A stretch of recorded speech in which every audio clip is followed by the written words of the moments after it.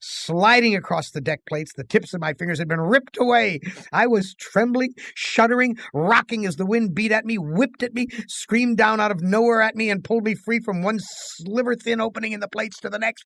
My mind was a roiling, tinkling, chittering softness of brain parts that expanded and contracted in quivering frenzy. The wind... the wind was the scream of a great, mad bird as it flapped its immense wings.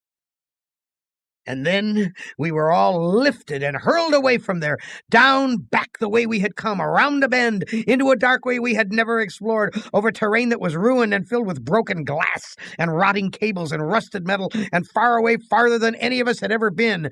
Trailing along miles behind Ellen, I could see her every now and then, crashing into metal walls and surging on, with all of us screaming in the freezing, thunderous hurricane wind that would never end. And then suddenly it stopped. And we fell. We had been in flight for an endless time. I thought it might have been weeks. Weeks. We fell and hit, and I went through red and gray and black and heard myself moaning, "Not dead."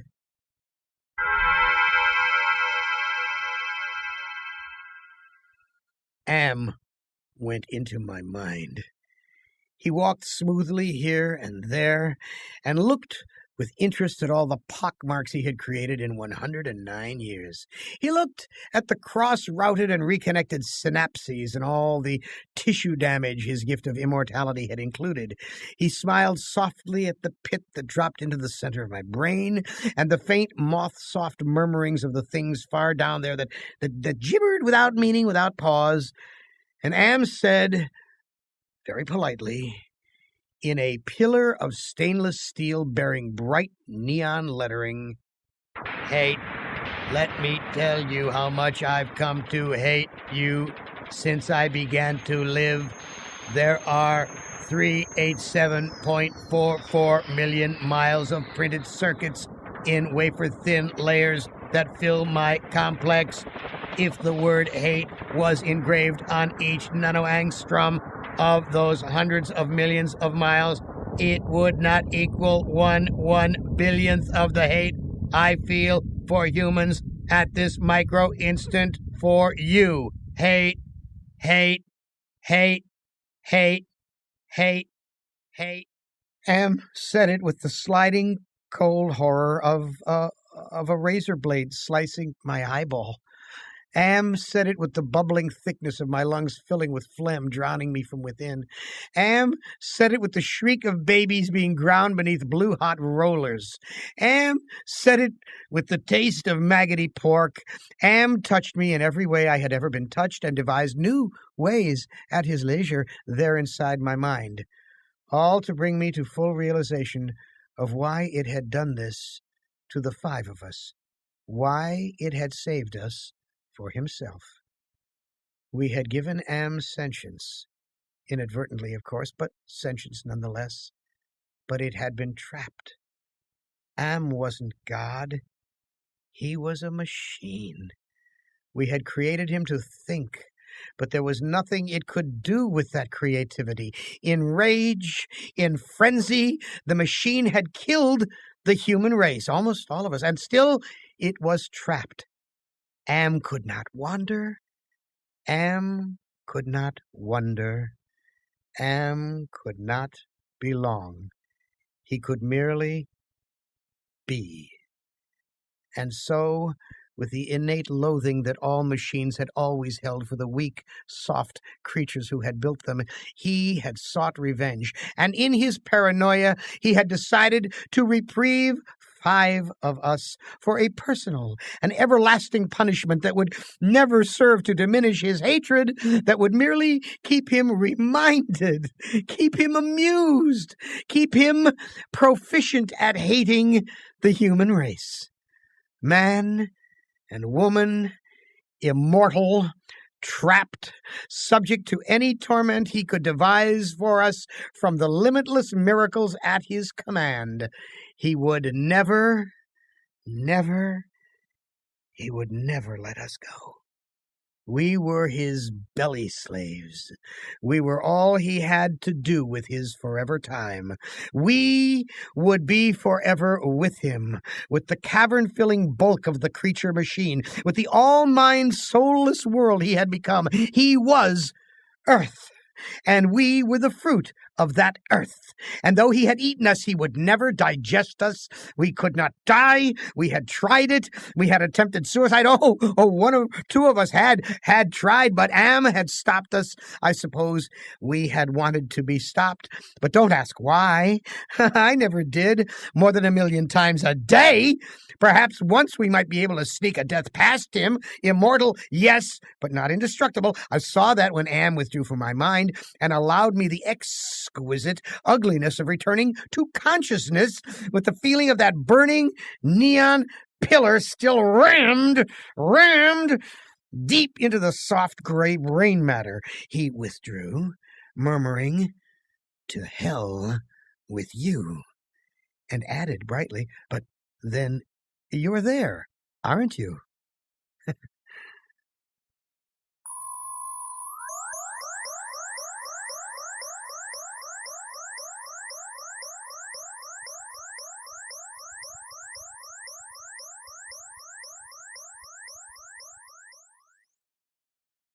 The hurricane had indeed precisely been caused by a great mad bird as it flapped its immense wings.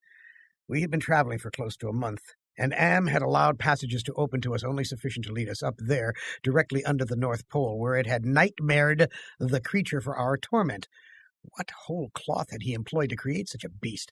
Where had he gotten the concept? From our minds? From his knowledge of everything that had ever been on this planet he now infested and ruled? From Norse mythology it had sprung, this eagle, this carrion bird, this rock, this Helgemer, the wind creature, Huracan incarnate? Gigantic. The words immense, monstrous, grotesque, massive, swollen, overpowering beyond description.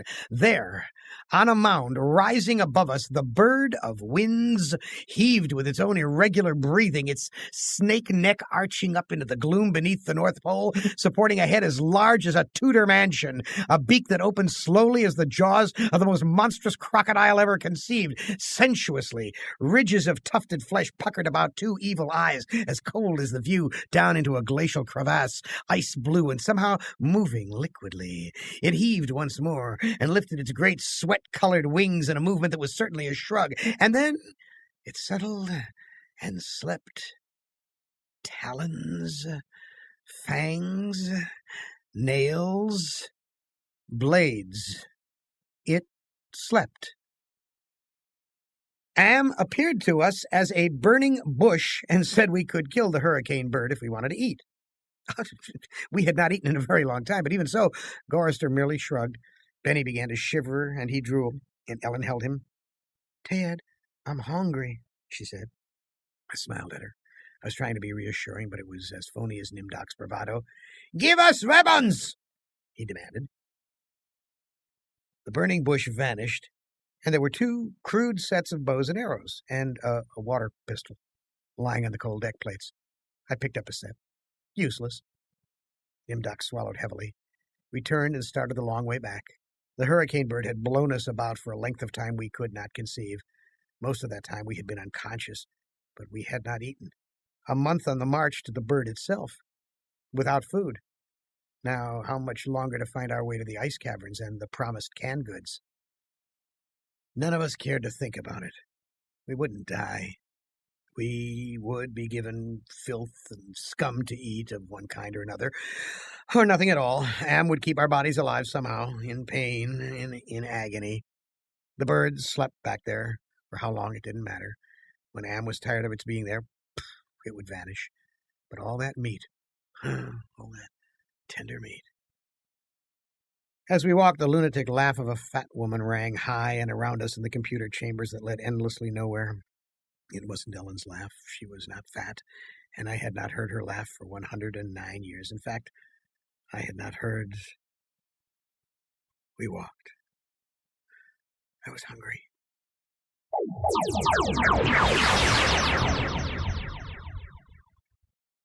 We moved slowly. There was often fainting, and we would have to wait.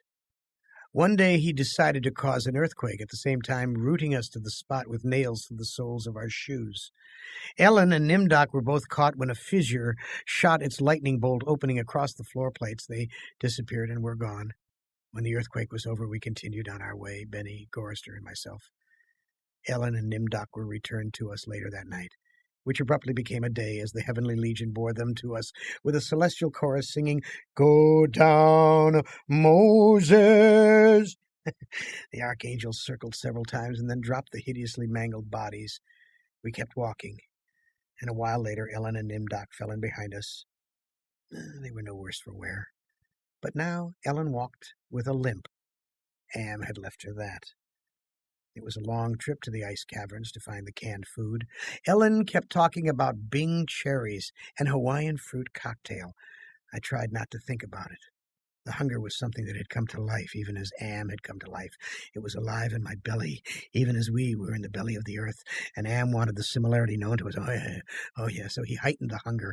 There was no way to describe the pains that not having eaten for months brought us, and yet we were kept alive. Stomachs that were merely cauldrons of acid, bubbling, foaming, the acid coming up through holes in our pylorus, always shooting spears of sliver-thin pain into our chests. It was the pain of the terminal ulcer, terminal cancer, terminal paralysis. It was passing kidney stones endlessly. It was unending pain. It was...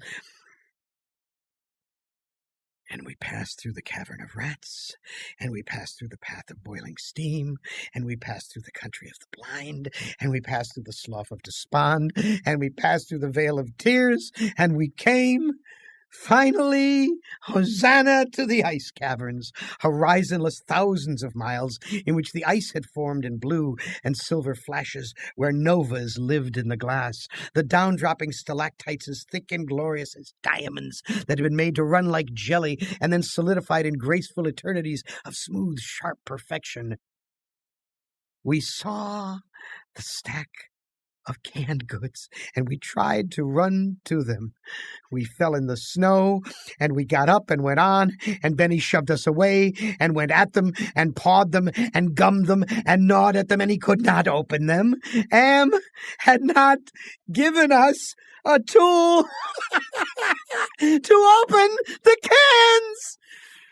Benny grabbed a 3-quart can of guava shells and began to batter it against the ice bank. The ice flew and shattered, but the can was merely dented while we heard the laughter of a fat lady high overhead and echoing down and down and down the tundra. Benny went completely mad with rage. He began throwing cans as we all scrabbled about in the snow and ice, trying to find a way to end the helpless agony of frustration.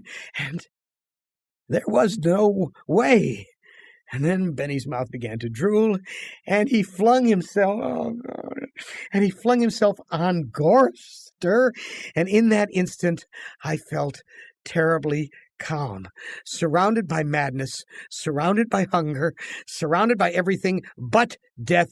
I knew death was our only way out. Am had kept us alive, but there was a way to defeat him. Not a total defeat, but at least peace. Peace. I would settle for that. I had to do it quickly. Benny, oh God, Benny was eating Gorrister's face. Gorrister on his side, thrashing snow. Benny wrapped around him with powerful monkey legs, crushing Gorrister's waist. His hands locked around Gorrister's head, like a nutcracker, in his mouth ripping at the tender skin of Gorrister's cheek. Gorrister screamed with such jagged-edged violence that stalactites fell. They plunged down softly, erect in the receiving snowdrifts. Spears, hundreds of them, everywhere, protruding from the snow. Benny's head pulled back sharply as something gave all at once, and a bleeding, raw white dripping of flesh hung from his teeth. Ellen's face black against the white snow, dominoes in chalk dust, Nimdok with no expression but eyes, all eyes, Gorrister half-conscious, Benny now an animal. I knew Am would let him play. Gorrister would not die, but Benny would fill his stomach. I turned half to my right and drew a huge ice spear from the snow. All in an instant, I drove the great ice point ahead of me like a battering ram, braced against my right thigh. It struck Benny on the right side, just under the ribcage, and drove upward through his stomach and broke inside him. He pitched forward and lay still. Gorrister lay on his back. I pulled another spear free and straddled him, still moving, driving the spear straight down through his throat. His eyes closed as the cold penetrated. Ellen must have realized what I had decided. Even as fear gripped her, she ran at Nimdok with a short icicle as he screamed, and into his mouth, and the force of her rush did the job. His head jerked sharply as if it had been nailed to the snow crust behind him. All in an instant. All in an instant. There was an eternity beat of soundless anticipation. I could hear Am draw in his breath. His toys had been taken from him.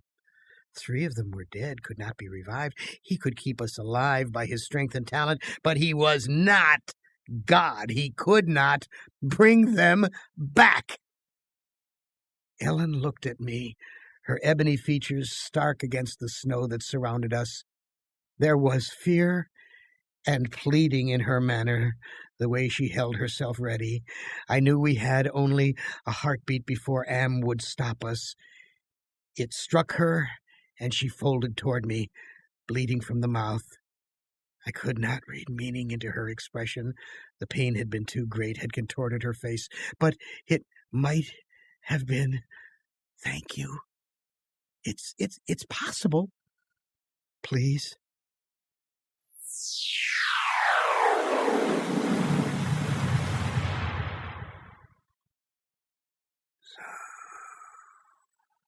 Some hundreds of years may have passed. I don't know. Am has been having fun for some time, accelerating and retarding my time sense. I will say the word now. It took me 10 months to say now. I don't know. I think it has been some hundreds of years. Oh, he was furious. He wouldn't let me bury them. It didn't matter. There was no way to dig up the deck plates. He dried up the snow. He brought the night. He roared and sent locusts. Didn't do a thing. They stayed dead. I'd had him. He was furious. I had thought Am hated me before. Oh, I was wrong. It was not even a shadow of the hate he now slavered from every printed circuit. He made certain I would suffer eternally and could not do myself in. He left my mind intact. I can dream, I can wonder, I can lament. I remember all 4 of them. I wish... Well, it doesn't make any sense. I know I saved them from what has happened to me, but still, I cannot forget killing them. Ellen's face. It isn't easy. Sometimes I want to. It doesn't matter. Am has altered me for his own peace of mind, I suppose. He doesn't want me to run at full speed into a computer bank and smash my skull, or hold my breath till I faint, or cut my throat on a rusted sheet of metal. There are reflective surfaces down here.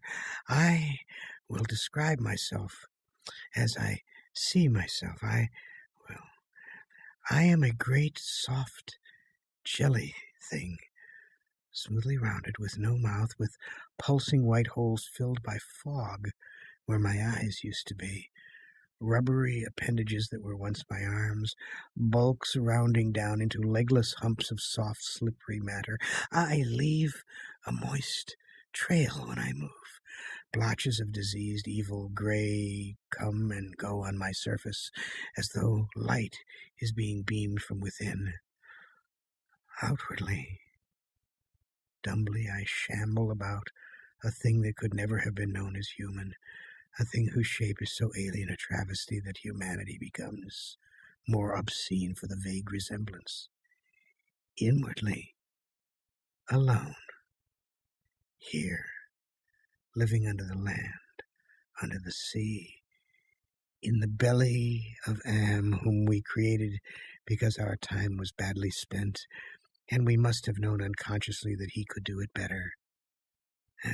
At least the 4 of them are safe at last. Am will be all the madder for that. It makes me a little happier. And yet, Am has won, simply. He has taken his revenge on me. I have no mouth, and I must scream.